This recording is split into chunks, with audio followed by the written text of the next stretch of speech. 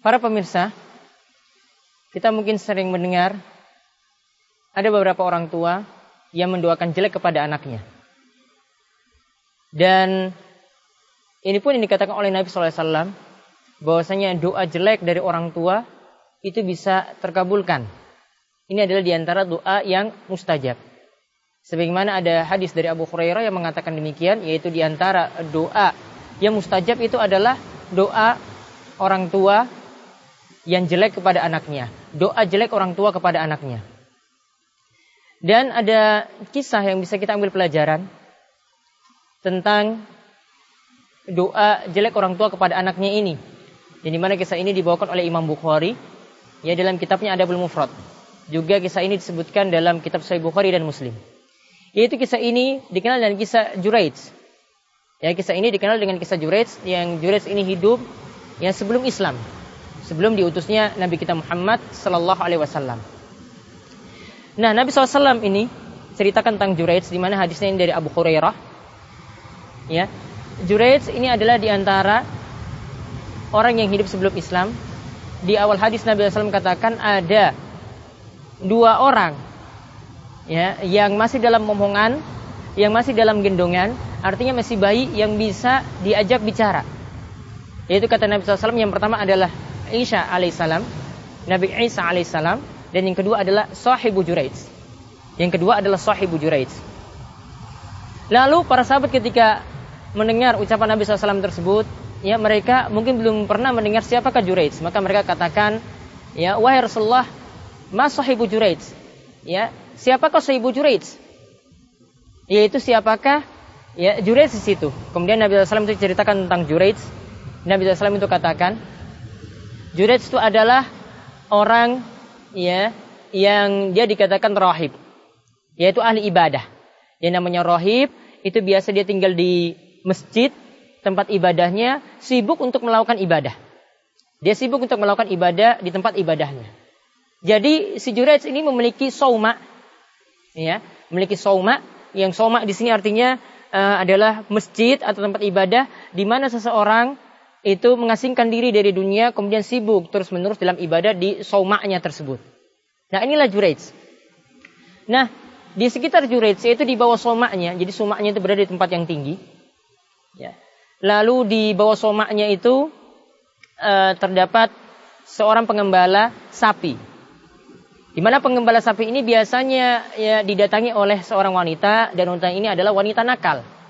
Wanita ini adalah wanita nakal. Jadi kadang mendatangi si pengembala sapi ini untuk berbuat mesum. Nauzubillah. Ingin berbuat mesum dengan laki-laki tersebut, pengembala sapi tersebut. Maka terjadilah apa yang terjadi. Dari hasil hubungan mesum tersebut lahirlah anak. Nah, kembali ke kisah Juraij. Juraij ini suatu saat itu pernah dipanggil oleh ibunya. Ya, Juraij itu suatu saat pernah dipanggil oleh ibunya. Ibunya itu memanggil Juraij, ya Juraij, ya Juraij. Ya, dan ketika itu Juraij, perlu diketahui pemirsa, dia sedang melakukan sholat sunnah.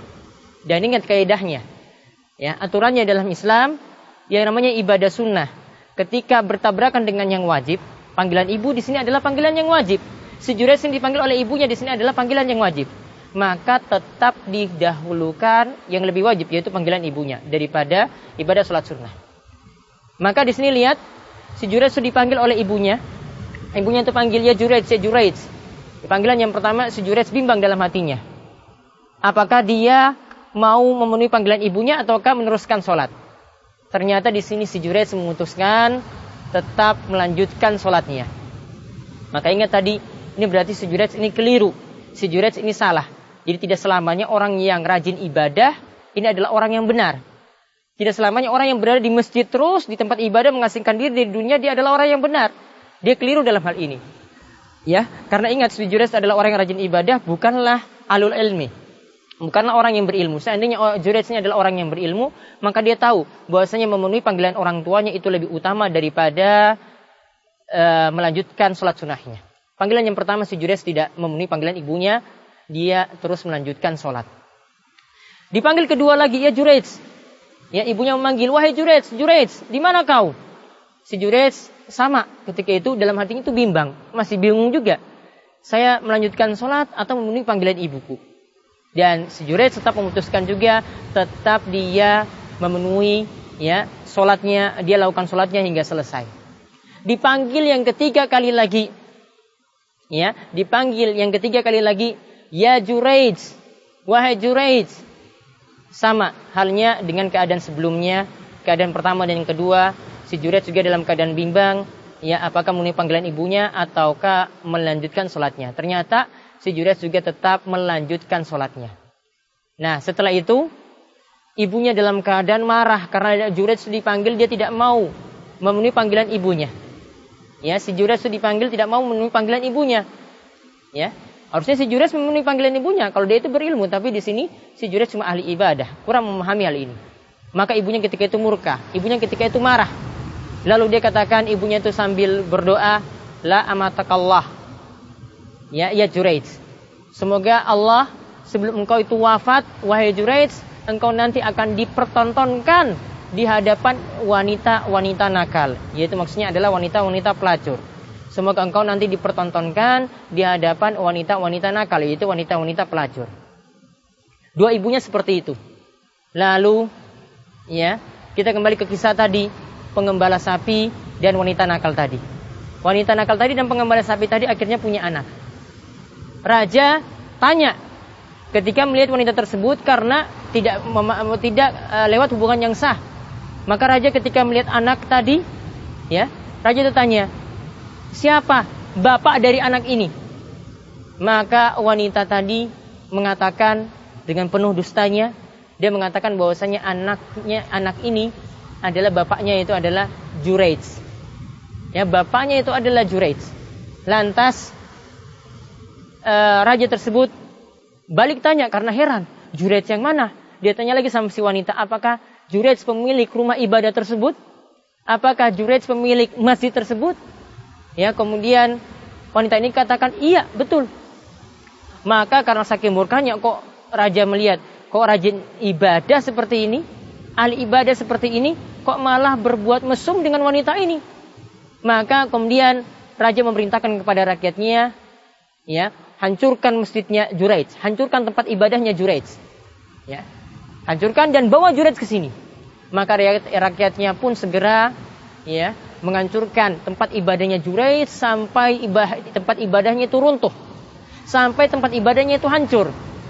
Setelah itu, ya, si Juraij kemudian digeret, dibawa ke hadapan raja sambil tangannya itu diikat di lehernya, Kemudian ketika mau menghadapi raja, orang-orang kan pada menonton si Juraij, termasuk juga wanita-wanita pelacur. Maka ketika itu Juraij itu dipertontonkan di hadapan wanita pelacur. Maka tadi seperti doa ibunya tadi sebelumnya. Ibunya tadi berdoa bagaimana? Ibunya itu berdoa, ya, bahwasanya sebelum engkau mati wahai Juraij, ya, engkau nanti akan dipertontonkan di hadapan wanita pelacur. Maka ketika Juraij melewati wanita-wanita pelacur, kemudian dia sambil senyum manis. Ini bukan pertanda dia suka sama wanita pelacur tadi, bukan. Tapi si Juraij di sini dia tahu bahwasanya ini dari doa ibunya. Ketika dia sholat tadi, ibunya mendoakan jelek untuk si Juraij. Ya, dia tahu doa ibunya ini terkabul. Kemudian dia dibawakan di hadapan raja. Kemudian raja tanya, Juraij, apa yang kamu lakukan ini? Si Juraij seperti tidak bersalah. Para pemirsa, dia tidak bersalah. Maka dia balik bertanya pada raja, apa yang aku lakukan wahai raja? Kemudian raja tersebut bilang, wanita ini bilang bahwasanya ini adalah anak hasil hubungan denganmu. Kemudian si Juraij balik bertanya kepada si wanita, betul ini hasil hubungan denganmu? Kemudian wanita itu mengatakan, naam, iya. Maka si Juraij di sini langsung membuat suatu keputusan, dia cari jalan keluar. Karena orang dalam keadaan sulit seperti ini, Allah Subhanahu wa taala itu memberikan jalan. Maka dalam pikirannya solusinya adalah dia nanti mau tanyakan langsung kepada anak dari si wanita ini. Padahal anak ini masih dalam omongan. Artinya masih bayi. Ya, bayi normal itu belum bisa bicara seperti ini. Maka dia tanya, mana anak si wanita ini? Tolong bawa ke sini. Ya, orang-orang bilang anaknya itu ada di pangkuan ibunya. Terus si Juraij datangi anak tersebut, kemudian langsung mengajak ngobrol dengan anak tersebut. Ya, dia tanya, Man abuka? Siapa bapakmu? Kemudian anak tersebut yang masih dalam momongan, dalam mahdi, dalam momongan, kemudian anak tersebut langsung bicara. Maka ini kata Nabi SAW itu benar. Ada dua bayi yang bisa bicara ketika kecilnya, yaitu Aisyah dan ini Sahibu Juraij. Maksudnya yang diajak ngomong oleh Juraij. Bayi ini kemudian langsung menjawab, ayahku itu adalah pengembala sapi. Ayahku itu adalah pengembala sapi. Maka lihat di sini, anak ini dengan kehendak Allah Subhanahu Wa Taala, dia itu bisa berbicara. Maka seketika itu mendengar jawaban dari anak kecil tadi, raja kemudian merasa bersalah. Karena tadi gara-gara perkataan si wanita tadi, raja itu menghancurkan masjidnya Juraij, ya sudah hancur. Makanya raja ingin membuat masjidnya lagi. Kemudian raja tersebut tanya kepada Juraij, iya memang aku salah tadi. Ya, sekarang bagaimana dengan tempat ibadahmu?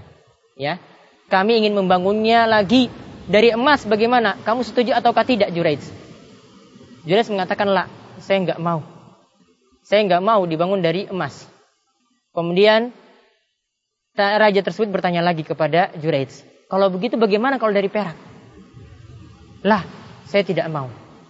Ya, ingat sangat zuhudnya Juraij, diminta masjidnya, tempat ibadahnya dibangun kembali dengan emas, enggak mau. Perak enggak mau. Ya, inilah orang-orang yang zuhud yang patut kita contohi. Ya, diberikan yang begitu berharga tidak mau. Lalu raja tersebut itu tanya lagi kepada Juraij, lalu bagaimana mau ya Juraij dengan tempat ibadahmu? Kemudian Juraij katakan, bangun tempat ibadah saya seperti dahulu. Ya, bangun tempat ibadah seperti dahulu. Jadi dia tidak ingin ya bermewah-mewahan dengan tempat ibadahnya. Ya, dia tidak ingin bermewah-mewahan dengan tempat ibadahnya. Ini tanda zuhudnya Juraij yang patut kita contohi. Kemudian setelah itu raja bertanya tadi tentang senyuman Juraij. Juraij tadi ketika lewat di hadapan wanita pelacur, tadi Juraij itu senyum. Ya. Raja tersebut tanya, terus bagaimana tadi? Kok kamu bisa senyum lewat di hadapan wanita pelacur? Maka si Juraij itu mengatakan, ini karena suatu urusan yang aku telah mengetahuinya, yaitu doa ibunya. Ya, aku mengetahui bahwasanya doa ibuku itu terkabulkan, maka aku menceritakan hal ini. Nah, itulah kisah Juraij yang kita bisa mengambil beberapa pelajaran di antaranya wajibnya seorang anak itu berbakti pada orang tuanya. Ya. Wajibnya seorang anak itu berbakti pada orang tuanya, dan berbakti di sini ini sangat sulit sekali kita dapatkan di zaman ini, ya, karena pengaruh dari televisi, pengaruh dari pergaulan yang bebas dengan ya lingkungan yang jelek, sehingga bakti kepada orang tua ini sangat sulit sekali kita temukan. Berbakti pada orang tua di sini sudah dicontohkan bahwa memenuhi panggilannya itu sudah bentuk bakti, ya. Bahkan sebenarnya bukan hanya itu, kita berbakti pada orang tua. Ya, kita bisa berbakti pada orang tua dengan membahagiakan mereka dalam urusan dunianya maupun dalam urusan akhiratnya. Dan urusan akhirat di sini yang lebih utama. Ya, seorang anak itu menjadi anak yang soleh, yang menjadi anak yang taat kepada Allah Subhanahu Wa Taala, rajin ibadah. Maka itu sudah dikatakan sangat-sangat berbakti kepada orang tuanya. Karena anak yang soleh, doanya itu adalah doa yang sangat bermanfaat pada orang tuanya, walaupun orang tuanya itu sudah meninggal dunia. Ya, kemudian kita dapat mengambil pelajaran juga bahwasanya ya sangat berbahaya sekali jika seorang anak itu menyakiti orang tuanya. Ya, sangat berbahaya sekali jika seorang anak itu menyakiti orang tuanya. Ya, jangan sampai keluar ya perkataan ataupun perbuatan yang dimana orang tua itu jadi tersakiti. Kemudian yang terakhir kita dapat mengambil pelajaran juga dari kisah Juraij di sini adalah Islam itu mengajarkan hendaklah kita memilih mana yang lebih wajib ya daripada perkara yang berada di bawah wajib, yaitu dalam perkara sunnah. Dalam perkara ini memenuhi panggilan orang tua itu dikatakan lebih wajib. Maka seharusnya itu yang lebih dipenuhi daripada melakukan ibadah sunnah. Ibadah sunnah ketika ini bisa dibatalkan. Jadi inilah beberapa faedah pelajaran yang bisa kita ambil dari kisah Juraij ya, tentang pentingnya itu kita berbakti kepada orang tua dan bahayanya doa orang tua, apalagi doa jeleknya itu mudah sekali terkabulkan. Maka perlu sekali kita mengetahui hal ini. Mudah-mudahan kita dapat mengambil pelajaran dari kisah Juraij ini, dan semoga Allah Subhanahu Wa Taala memberikan kita taufik supaya kita termasuk di antara hamba-hamba Allah Subhanahu Wa Taala yang beriman dan bertakwa dan dapat berbakti kepada orang tua kita. Ya, demikian para pemirsa, semoga kisah ini bermanfaat bagi kita sekalian. Wabillahi taufiq wal hidayah. Wassalamualaikum warahmatullahi wabarakatuh.